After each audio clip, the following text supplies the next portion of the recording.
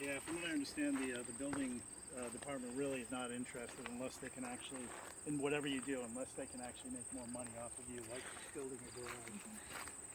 And once it's there, so I bet you those pipes must come out of this hillside someplace, right? Him having built a garage, we can ask that question.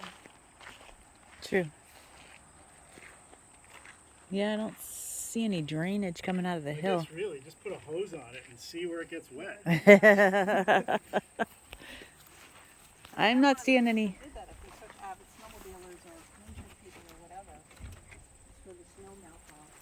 But here's the toy. Oh, he moved them down here, okay. All right. Yeah, there's the tractor.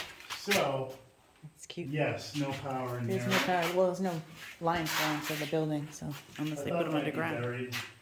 That's unfortunate. There's a hornet's nest or some kind of big nest. Yeah, I should have looked at this before. Would be nice to actually put a wood shop out here, but we need to figure out how to get power out here. Mm.